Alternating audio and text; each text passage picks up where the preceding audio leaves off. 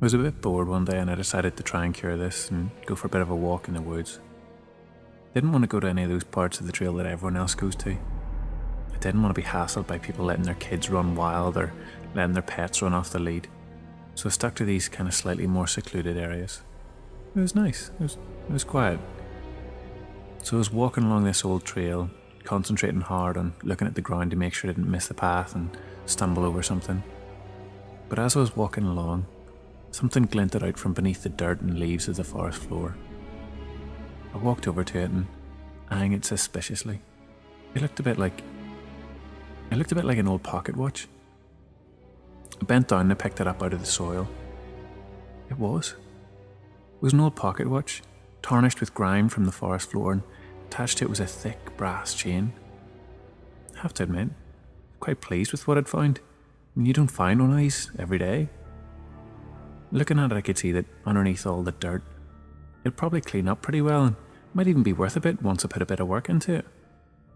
The face of the watch was surprisingly well preserved, even though it had been in the ground for so long. It started to get a bit harder to see the pocket watch because the sun was going down.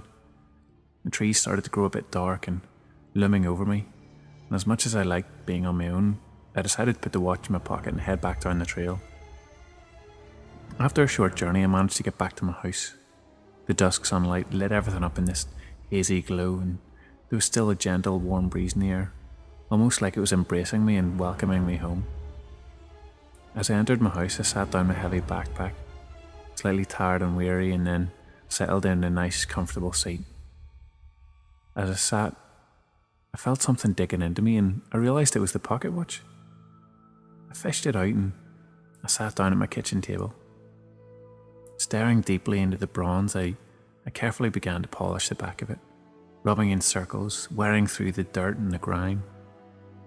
Seeing the metal begin to shine brought a smile to my face. As the cloth worked its magic, the pocket watch was transformed from this discarded old trinket to a lovingly preserved timepiece. I'd been working on cleaning the watch for so long that I didn't even realise the time. The stars were shining in the sky, and it made me yawn as the tiredness of the long day suddenly hit me. I climbed the stairs and entered my bedroom, and just out of nowhere this howling gale began to blow, and through the noise of this storm that I just thought I even heard some voice rumbling through the woods. Pocket watch, I want my pocket watch. I didn't even think it could be real. I mean, it was probably just the noise of the storm, right? I tried to convince myself that it was just my imagination. Anyway, I was safe inside my house. All the doors were locked and nothing could get in, even if they wanted to. As I sat on the edge of my bed, I listened, and from the woods there came this stomping noise as the wind whistled and pulled at the treetops. And in the clearing at the edge of the forest, this hollow voice rang out and it said, pocket watch, I want my pocket watch.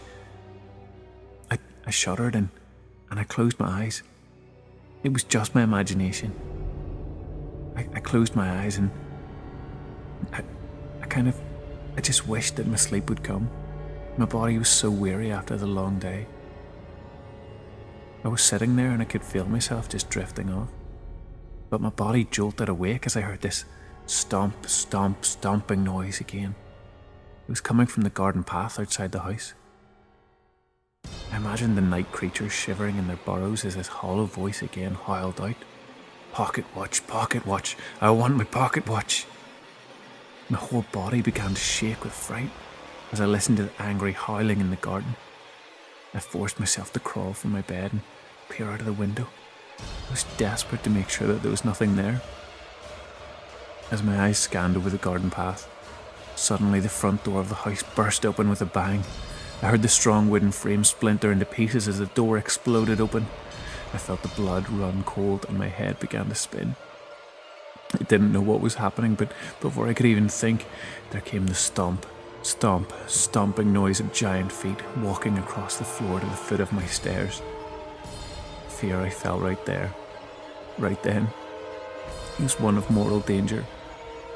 I felt like my life was in jeopardy, but what could I do? I felt trapped in my own house. I flung myself into bed and I dove under the covers, peering out over the edge.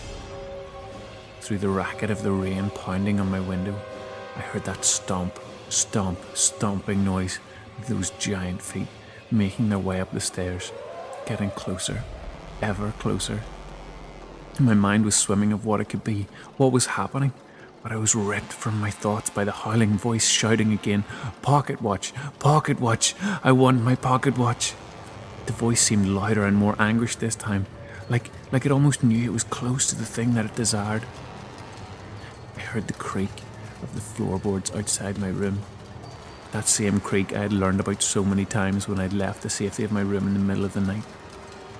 The handle on the door began to turn, and just before the catch opened, I pulled the covers over my head and settled into the fetal position.